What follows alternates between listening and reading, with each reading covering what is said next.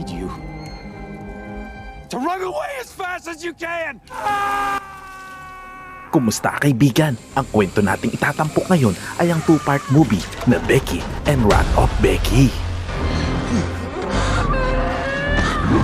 Nagsimula ang kwento sa 13 taong gulang na batang si Becky na sa mga oras na yun ay makikitang ini-interview ng mga pulis tungkol sa nangyari sa kagubatan. Ngunit ang tanging sagot niya ay wala siyang maalala. Lumipat ang eksena sa 2 linggo bago ang araw na iyon. Dito ay makikita na sinundo si Becky ng kanyang ama mula sa paaralan dahil dadalhin siya nito sa isang espesyal na lugar para sa kanilang weekend. Sa ibang eksena, makikita ang 5 bilanggo at ang 4 dito ay kabilang sa grupo ng isang Nazi sympathizer na si Dominic. Sa mga oras na iyon ay ililipat sila sa ibang pasilidad. Ito ay sina Apex, Cole at Hammond. Habang nasa daan, nagtinginan ng palihim ang grupo ni Dominic na tila may planong gawin. Ilang sandali pa, sinakal ni Apex ang isang bilanggo na hindi kasali sa kanilang grupo hanggang sa mawalan ito ng malay. Pagkatapos, sinabi ni Dominic sa driver na may nawalan ng malay dahilan upang huminto ang truck.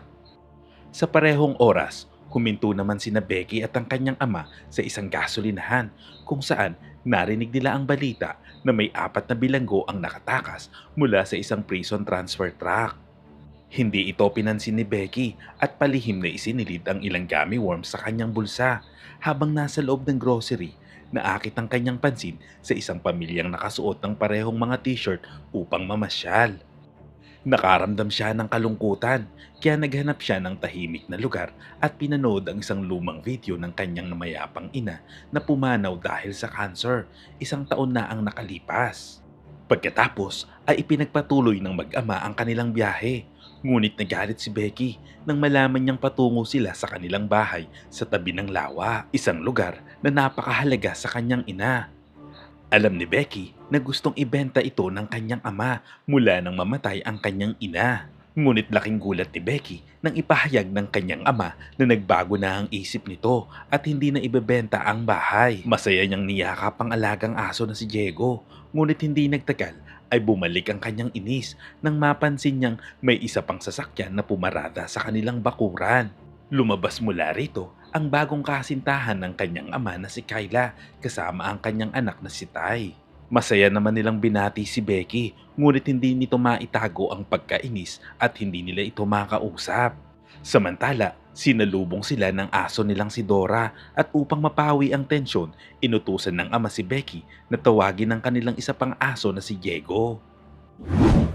Sa ibang eksena, sina Dominic at Apex na nakatakas na sa kulungan ay makikitang naka-uniforme na ngayon bilang mga pulis. Sa mga sandaling iyon, isang sasakyan ang kanilang pinahinto sa gilid ng daan. Pagkalabas ng driver, agad siyang pinagsasaksak ni Dominic sa ulo hanggang sa ito ay mamatay. Habang ang mga anak nito na nasa likod ng sasakyan ay takot na nasaksihan ang nangyari sa kanilang ama. Samantala, hindi pa rin matanggap ni Becky ang mag-ina kaya nanatili siyang tahimik habang sila ay kumakain. Ilang sandali pa, sinimulan ng kanyang ama na kausapin siya tungkol sa kung gaano kahirap ang nagdaang taon para sa kanila at kung paanong kailangan nilang magpatuloy sa buhay.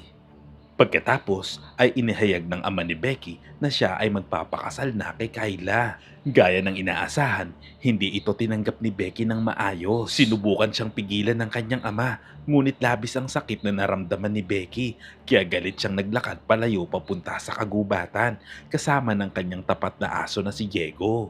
Pumasok siya sa dati niyang playhouse sa gitna ng gubat at sinimulang sirain ng mga gamit sa loob para mailabas nito ang kanyang galit. Saglit siyang natigilan nang makita ang isang painting na ginawa ng kanyang yumaong ina. Naalala niya ang emosyonal na alaala kung saan kinakantahan niya ang kanyang ina na may sakit habang ito ay nasa hospital. Samantala, sa bahay sa tabi ng lawa, habang nagliligpit si Kyla sa kusina, biglang tumunog ang doorbell. Pinagbuksan niya ito at pagbalik ni Jeff sa loob ng bahay, nadiskubre niya na pinapasok ni Kyla ang isang lalaki. Sinabi nito na hinahanap niya ang nawawala niyang aso, ngunit ang totoo ay gumagawa lang siya ng kwento. Samantala sa kagubatan, nakakita naman si Becky ng isang kakaibang susi sa lumang locker niya. Dahil nakuha ang kanyang atensyon, kinuha niya ito at isinilid sa kanyang bulsa.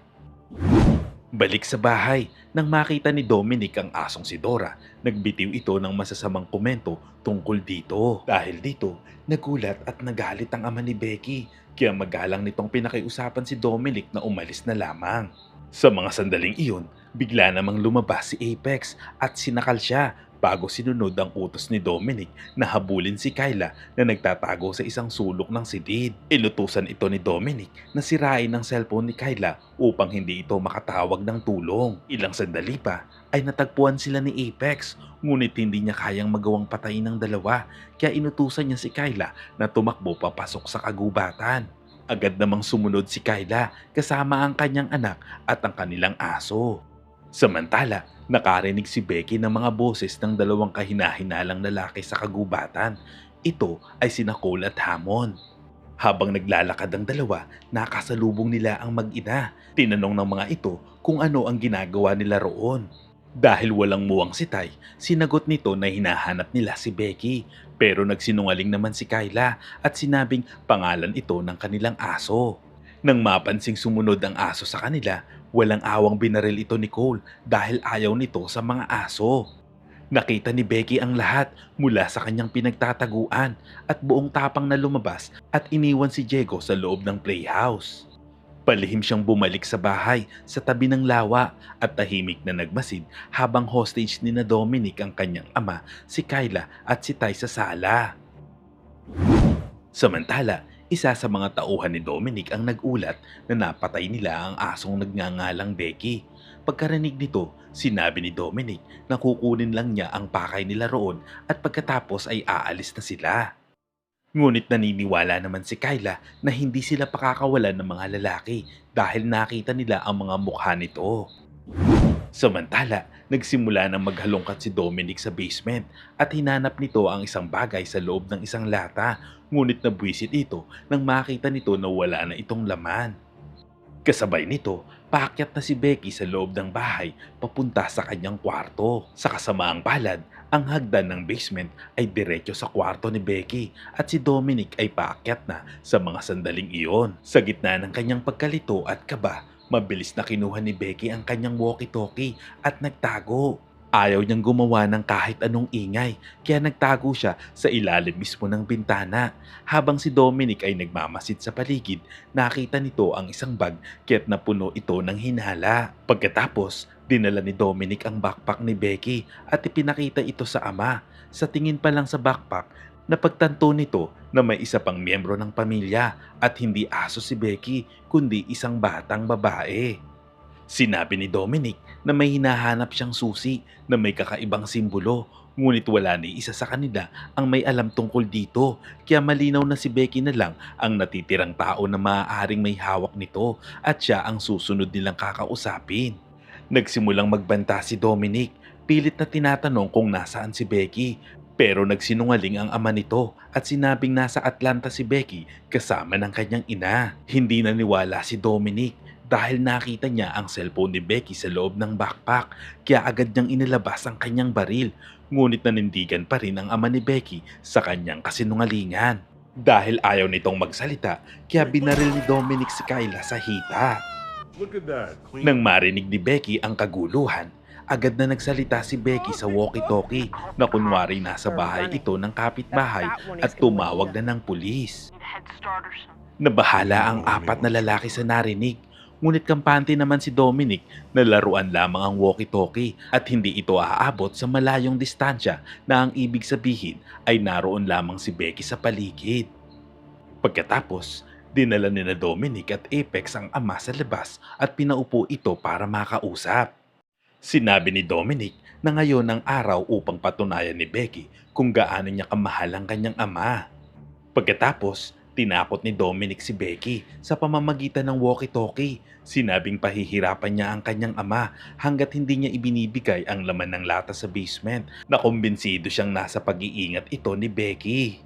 Sa takot, Biglang napasigaw si Becky at sinabing wala siyang hawak na susi kahit hindi naman sinabi ni Dominic na susi ang laman ng lata. Dahil dito, lalong napatunayan ni Dominic na alam ni Becky kung nasaan ang hinahanap niyang susi. Bilang patunay kung gaano siya kaseryoso, pinainit niya ang isang bakal at ipinatong ito sa pisngi ng ama ni Becky habang pinaparinig ito sa walkie-talkie. Matapos iyon, binigyan ni Dominic ng pagkakataon ng ama ni Becky na magsalita. Umaasang magmamakaawa ito kay Becky na ibigay ang susi para iligtas sila. Ngunit sa halip, sinabi ng ama ni Becky na tumakbo na ito palayo hanggat kaya nito. To run away as fast as you can! Run, Or you run back. Sa matinding galit, sinaksak ni Dominic ang ama nito sa tiyan gamit ang mainit na bakal. Dahil dito, napilitang sumuko si Becky at nagtungo sa kanyang playhouse upang kunin ang susi. Ngunit bago pa siya makarating doon, nakatakas na ang kanyang ama mula sa pagkakatali at tumakbo papunta sa kagubatan. Nagkita sila ni Becky sa gitna ng gubat at agad siyang sinabihan ng ama na mahal siya nito. Eksakto ng mga sandaling iyon, dumating si Dominic at binaril ang kanyang ama hanggang sa mamatay. Agad na tumakbo si Dominic papunta kay Becky, ngunit sa sobrang galit at sakit ng loob, sinaksak ni Becky ang mata nito gamit ang susi bago ito muling tumakbo palayo. Pagbalik ni Dominic sa loob ng bahay, makikita na nakalaylay ang mata nito. Humingi siya ng tulong kay Hammond na putulin ito gamit ang gunting, ngunit mapurol ang nakuha nitong gunting.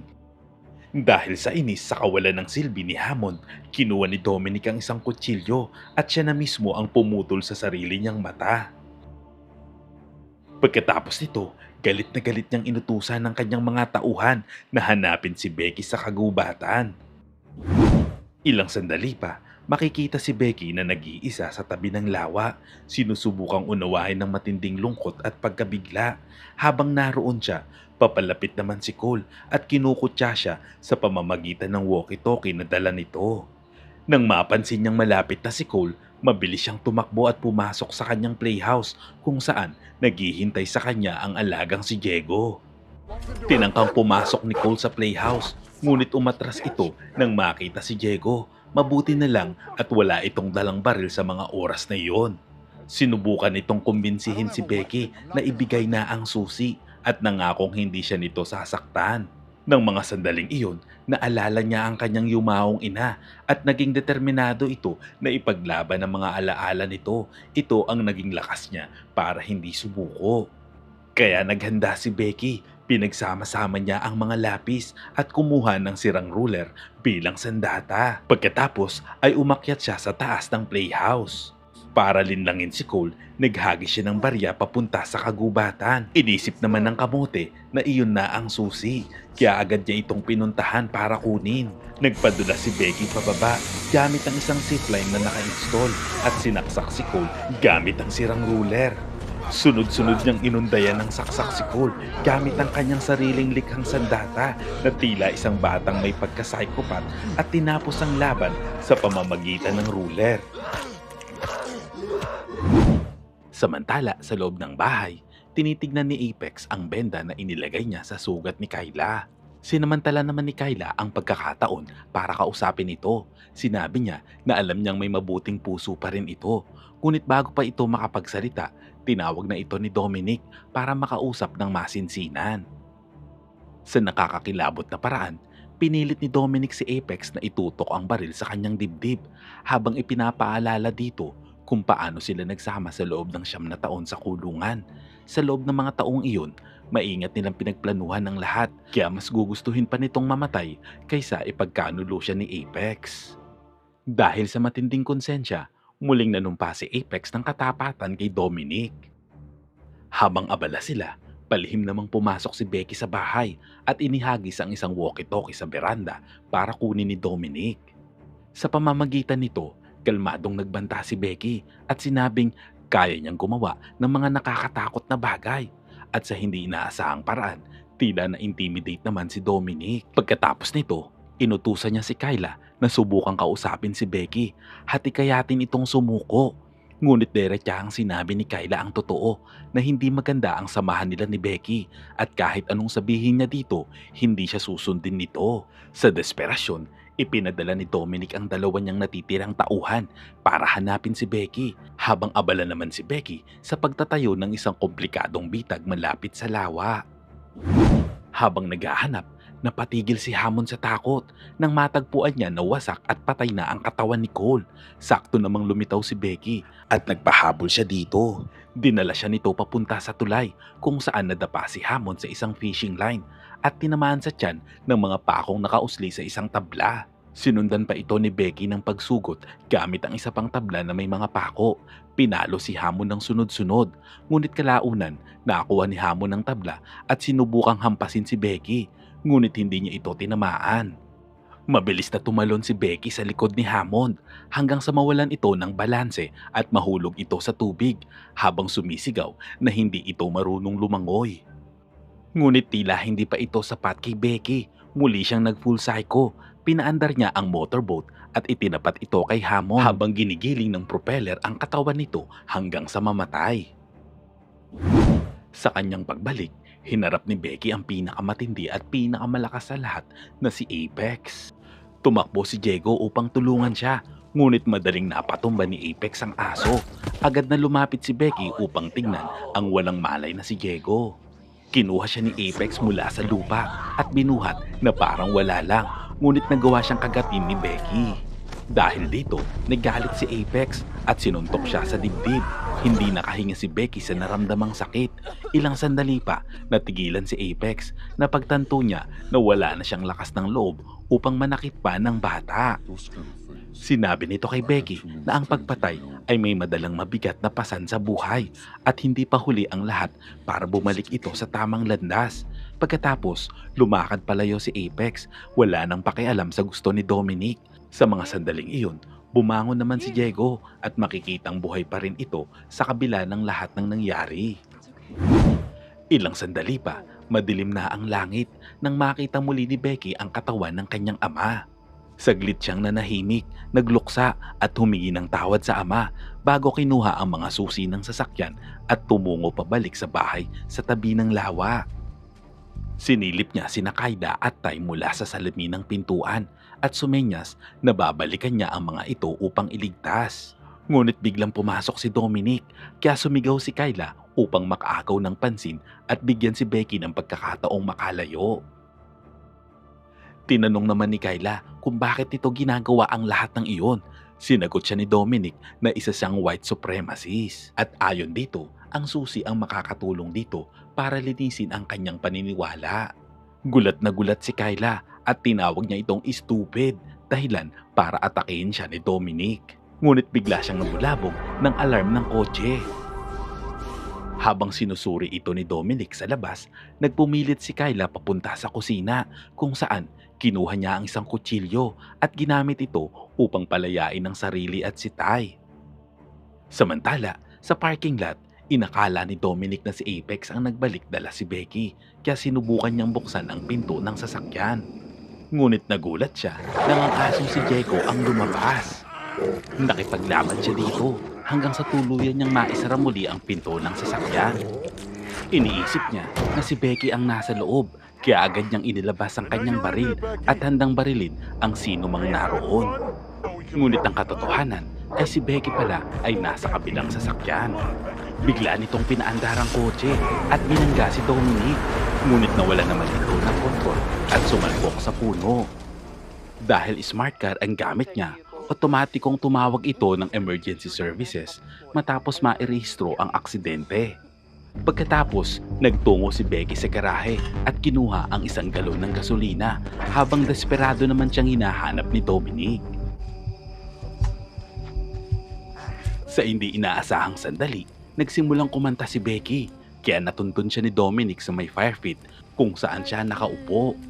Ngunit sa halip na patayin siya agad, pinuri pa ni Dominic ang tapang, katalinuhan at pagiging mabangis ni Becky. Dahil dito, inalok siya nito na sumali sa kanilang grupo.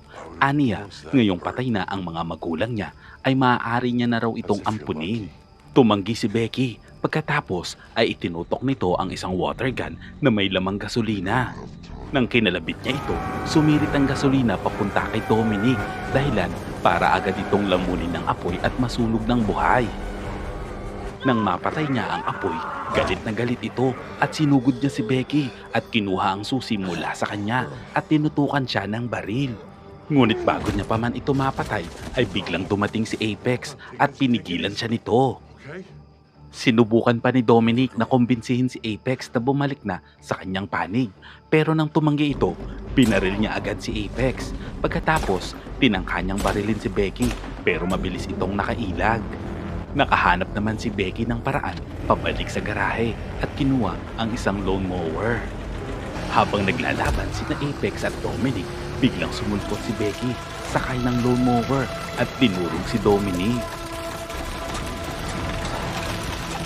Pagkatapos ng lahat, humingi ng tawad si Apex kay Becky sa pag-iwan sa kanya upang harapin si Dominic ng mag-isa.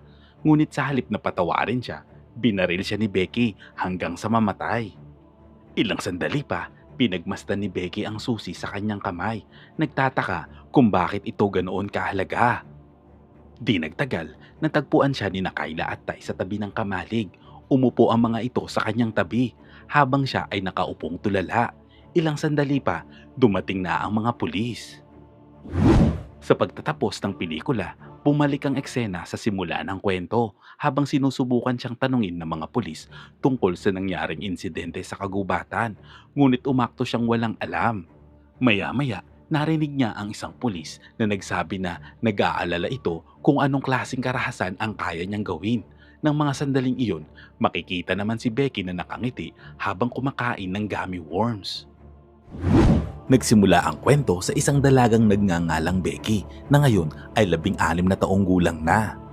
3 taon matapos ang malagim na pangyayari na ikinasawi ng kanyang ama, patuloy na namuhay si Becky ng malayo sa lipunan.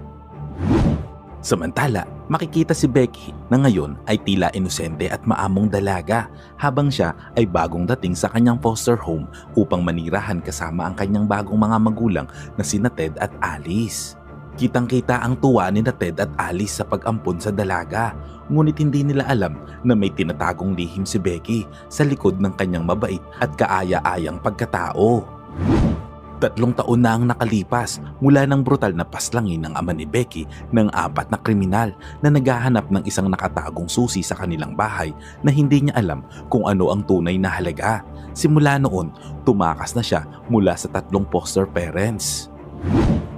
Sa mismong unang gabi ng kanyang pananatili sa bahay, tumakas siya kasama ang kanyang asong si Diego. Simula noon, tumakas siya mula sa 3 foster home gamit ang panlilinlang, panloloko at pagnanakaw upang manatiling tago at makaiwas sa mata ng publiko. Sa mga nagdaang taon, nanirahan siya sa isang paupahang bahay na pag-aari ng isang matandang babae na nagngangalang Elena, ang kaysa-isang taong tunay na mahalaga para kay Becky sa kasalukuyan. Nagsimula ang lahat nang alokin siya ni Elena ng libreng sakay at nauwi ito sa pagpapaupa sa kanya ng kwarto at hindi pagsasabi ng totoo tungkol sa kanyang edad. Para kay Elena, sapat na ang pagiging responsable ni Becky sa pagbabayad ng upa sa tamang oras at pagtulong nito sa mga gawaing bahay. Sa kabila ng presensya ni Elena, patuloy pa ring binabagabag si Becky ng matinding trauma mula sa pagkakahospital ng kanyang ina at marahas na pagkamatay ng kanyang ama. Bagamat hindi na siya gumagamit ng karahasan ngayon, may mga panahon na nagdidilim pa rin ang kanyang pag-iisip. Tulad na lamang na habang nagtatrabaho siya sa isang restaurant, isang lalaki ang tumawag sa kanya ng sweetheart at agad na naisip niyang hiwain ang leeg nito, ngunit pinigilan niyang gawin ang mga ganitong pag-iisip. Isang gabi, habang nag-e-enjoy si Elena at Becky sa isang board game, isang balita sa radyo ang nagbunyag ng nakakabahalang impormasyon tungkol sa mga grupong tinatawag na noblemen na nagpapalaganap ng karahasan sa buong bansa. Ang pangunahing target nila ay si Senator Ann Hernandez at matagal nang minamanmanan ng mga otoridad ang mga online na aktibidad ng noblemen kung saan naging mataas ang krimen at galaw ng grupo. Kinabukasan, habang nagtatrabaho si Becky sa diner, pumasok ang 3 lalaki na sina Anthony, DJ at Sean at sinimulan siyang bastusin. Sina Anthony at DJ ay nagbitaw ng mga bastos na komento tungkol sa kanyang ina at sinabing pang-stripper daw ang pangalan ni Becky, habang si Sean naman ay tila mas kalmado at pilit silang pinapakalma.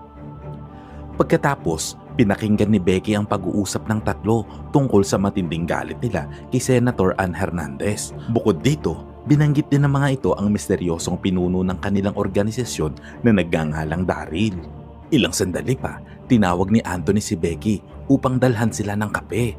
Inamin ng dalaga na madalas siyang nagpapantasya na gantihan ang mga taong nagpapainit ng ulo niya. Ngunit sa pagkakataong ito ay hindi na ito mananatiling pantasya lamang. Paglapag ni Becky ng mga kape sa lamesa, sinadya niyang itapon ito sa harapan ni Anthony dahilan upang ito ay magalit. I am so sorry. Dala ng matinding galit, nagpa siyang sundan nila Anthony si Becky pauwi sa bahay nito at balak na turuan ito ng leksyon. Pagsapit ng gabi, nakarinig si Becky ng tunog ng nababasag na salamin, kaya't dali-dali siyang bumaba upang alamin kung ano ang nangyayari. Sa hindi inaasahang sandali, agad siyang sinunggaban ni Anthony na nagtangkang sakalin siya. Bilang ganti, binasag ni Becky ang ilong nito. Sinubukang tulungan si Becky ng kanyang asong si Diego, ngunit pinalo ito ni DJ. Sa kabila ng pagsusumikap ni Becky na lumaban, tuluyan siyang natalo at nasupil ng mga lalaki. Habang nagpapatuloy ang kaguluhan, ipinahayag ni Sean ang kanyang pag-aalala. Iginiit niya ang orihinal na plano nila ay takutin lamang si Becky. Ilang sandali pa, bigla namang lumabas si Elena at buong tapang na itinutok ang hawak na baril sa mga lalaki. Sinabi niya na ibaba ang kanilang armas, ngunit si Anthony na may nakatagong revolver ay agad siyang binaril sa ulo, isang putok na agad niyang ikinasawi. Hindi makapagsalita si Becky habang ang kanyang isipan ay pinupuno ng masasakit na alaala mula sa nakaraan at dito ay muli siyang nilamon ng matinding galit. Pagkagising niya kinabukasan, natagpuan niya na wala ng buhay ang katawan ni Elena at napagtanto niyang nawawala din ang asong si Diego.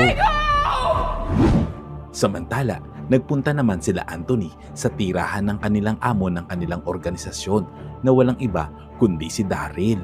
Ito ang unang pakikipagkita nila kay Daryl, kaya sinabihan ni Anthony sina Sean at DJ na huwag banggitin ang anumang nangyari sa bahay ni Becky. Ipinahayag naman ni Sean ang kanyang pagtutol, ngunit agad siyang pinatigil sa pamamagitan ng isang mariing babala. Samantala, dinudurog si Becky na matinding dalamhati at kawalan ng kasiguraduhan dahil lahat ng minahal niya ay unti-unting inagaw sa kanya.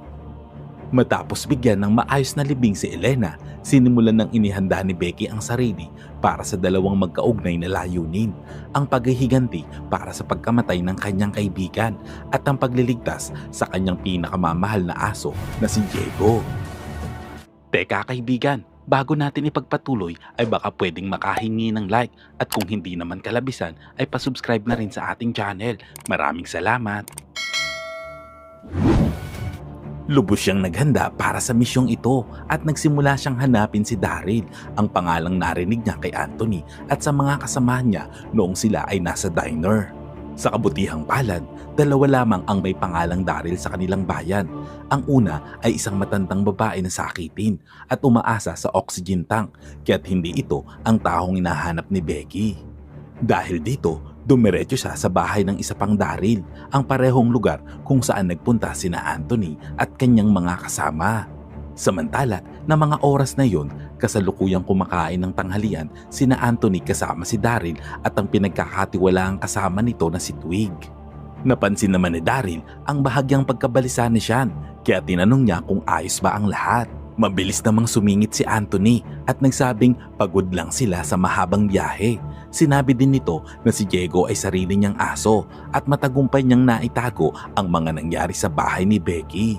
Hindi matanggap ni Sean ang kanilang mga ginawa, kaya nagpaalam itong umalis muna sa hapagkainan dahil dito nakaramdam si Daryl ng tensyon sa paligid. Samantala, makikita naman natin si Becky na palihim na minamatyagan ang grupo mula sa labas. Nakapasok siya sa isang silid kung saan natagpuan niya ang mga ebidensyang nag-uugnay sa grupo ni na Anthony sa samahang noblemen at nalaman niyang kinabukasan ay nakatakda ang isang armadong pag-aaklas laban kay Senator Hernandez. Habang kinukuhanan niya ng larawan ang mga ebidensya, bigla siyang nakarinig ng papalapit na yabag kaya dali-dali siyang nagtago. Pumasok sa silid sina Sean at Daryl. Gustong malaman ni Daryl ang pinanggagalingan ng pagkabalisa ni Sean kaya't nagbahagi siya ng isang nakakatakot na kwento mula sa kanyang karanasan sa Iraq kung paanong napilitan siyang patayin ang sarili niyang kasamahan na sugatan alang-alang sa tagumpay ng kanilang misyon. Ibinunyag din niya ang isang natatanging thumb drive na naglalaman ng mga datos tungkol sa bawat kasapi ng organisasyong noblemen. At sa huli, tinanong niya si Sean kung bakit sila nahuli sa kanilang meeting. Kinakabahang sumagot naman si Sean at sinabing na plot ang kanilang gulong habang lihim na itinatago ang sekreto ni Anthony. Pagkaalis ng mga lalaki sa silid, sinamantala naman ni Becky ang pagkakataon upang suriin ang thumb drive. Dito niya nalaman na ang grupong ito ay matagal nang pinaghahanap ng mga pulis. Matapos niyang makuha ang drive, agad siyang tumakbo palayo at nagtago sa isang kalapit na kamalig. Doon, natuklasan niyang puno ito ng mga sandata mula sa baril hanggang granada. Samantala, habang nagiinuman ang grupo sa loob ng bahay, bigla namang may kumatok sa pinto at nakakuha agad ang atensyon ni Daryl. Lumabas siya upang silipin ito, ngunit natagpuan lamang niya ay isang telepono na may tumatawag na pangalang Becky sa screen.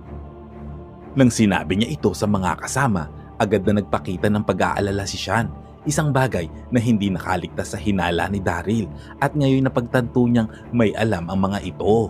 Dito ay napilitan si Anthony na ibunyag ang insidenteng may kaugnayan kay Becky at sa pagdukot nila sa aso nitong si Diego.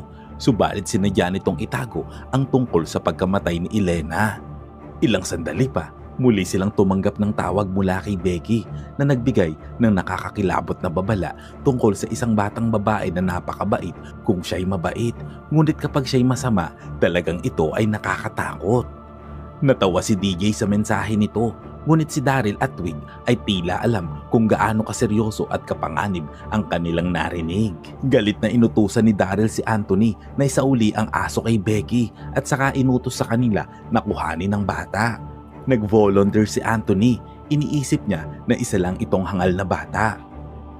Paglabas niya ng bahay, tinawagan niya si Becky, ngunit iginiit nito na sa gubat sila magkita.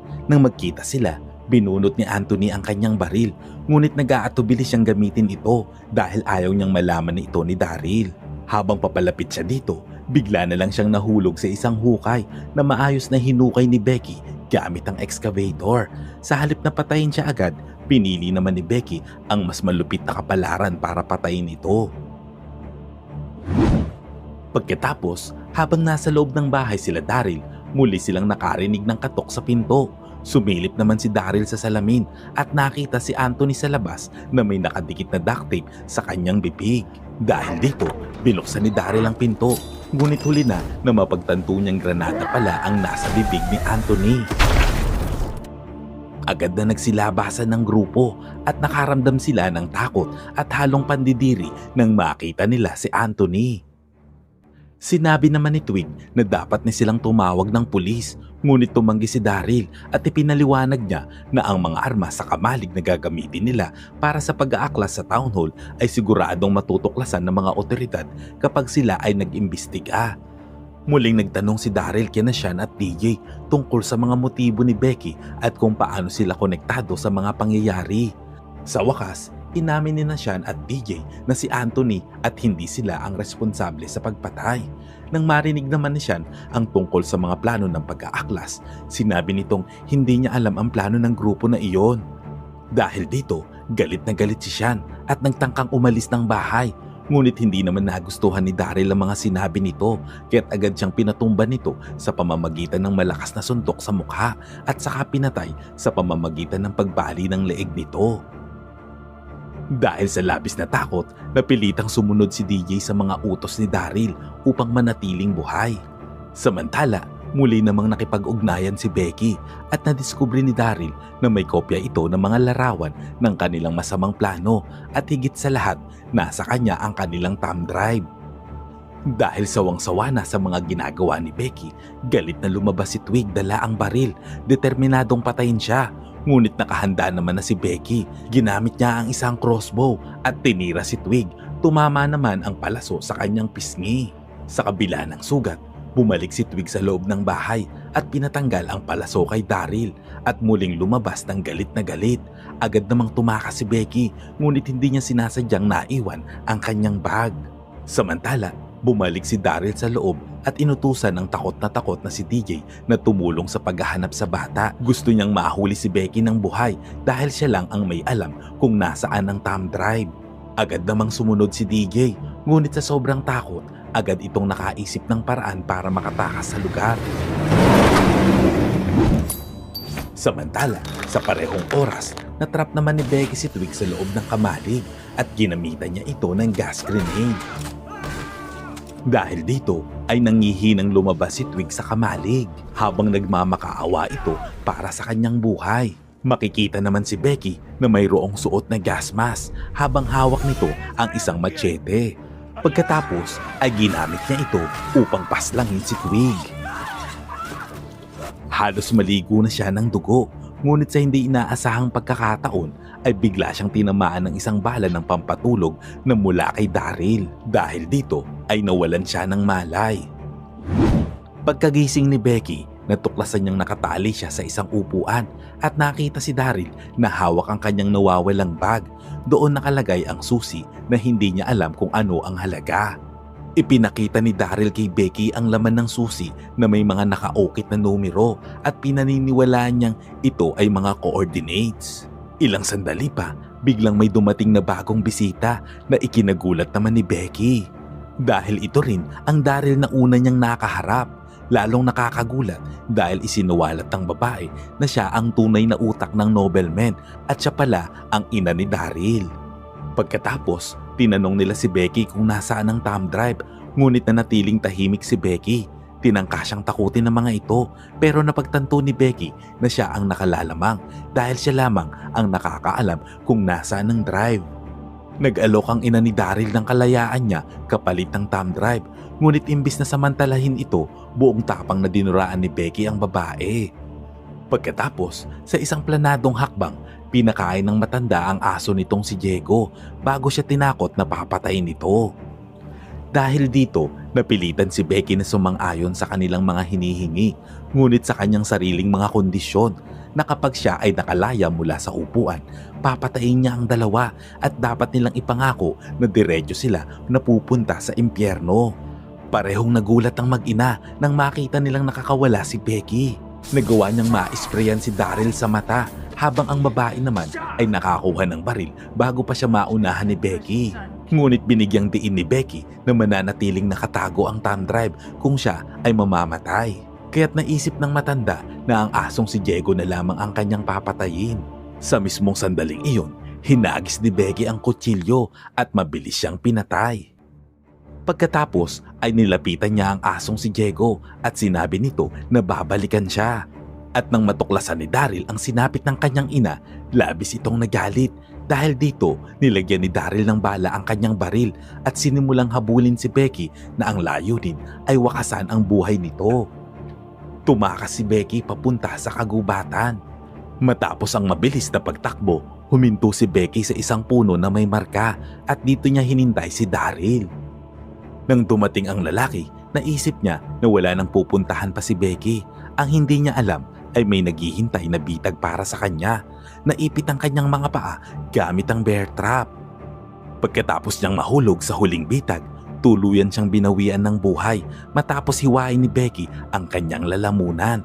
Kinuha din ni Becky ang susi at bumalik sa bahay upang iligtas ang kanyang aso. Ngunit sa kanyang pagkabigla, buhay pa rin pala ang matanda. Itinutok na matandang babae ang kanyang baril kay Becky habang sinabi nito na hindi niya natamaan ang kanyang utak. Ngunit malinaw na si Becky ay hindi nagmintis. Agad namang binigyan ng utos ni Becky ang kanyang aso at nilapa ni Diego ang matanda at tuluyang namatay. Makalipas ang 24 na oras, makikitang nakaupo si Becky sa isang opisina ng CIA, kausap si Agent Kate Montana tungkol sa thumb drive. Namangha si Agent Kate na isang 16 na taong gulang na dalagita ang nagawang buwagin ang isang cell ng nobleman ng mag-isa. Dahil sa kahanga-hangang tapang at talino ni Becky, inalok siya ni Agent Kate na maging pinakabatang miyembro ng CIA. Tinanggap naman ni Becky ang alok at pumayag na tulungan si Kate na tukuyin kung saan talaga nagmula ang susi. Sa pagtatapos ng pelikula, makikita si DJ na inaayos ang kanyang truck nang biglang may humintong sasakyan sa kanyang likuran. Dahil sa kanyang hinala, dinampot agad ni DJ ang kanyang baril. Nakita niya sa kanyang side mirror ang isang batang babae na nakasuot ng uniforme bilang bagong CIA agent. Nang makilala ito ni DJ ay wala na itong oras dahil inilabas ni Becky ang kanyang rocket launcher at pinasabog ang kanyang truck. Ang moral lesson ng kwentong ito ay hindi lang si John Wick ang handang pumatay para lang sa kanyang aso. O baka naman anak ni John Wick si Becky. Salamat kaibigan at umabot ka sa punto ng video na ito. Anong masasabi mo sa ending ng kwento? Kung nagustuhan mo ito, ay pwede ba akong makahingi ng like at pakitype naman sa comment section ang salitang Agnus Project. At kung bago ka naman sa ating munting channel, ay pasubscribe naman po bilang suporta. At para maipagpatuloy natin ang paghahatid ng magagandang movie recap, panoorin mo na rin po ang buong movie pag may time ka. Sana'y nagustuhan mo kaibigan ang kwentong ating itinampok. Kung magkagayon, ay baka naman pwedeng pakilike ang videong ito at pasubscribe na rin sa aking channel. Kung hindi mo naman ito nagustuhan, ay pwede mong pindutin ang dislike button ng 2 beses para makasigurado ka.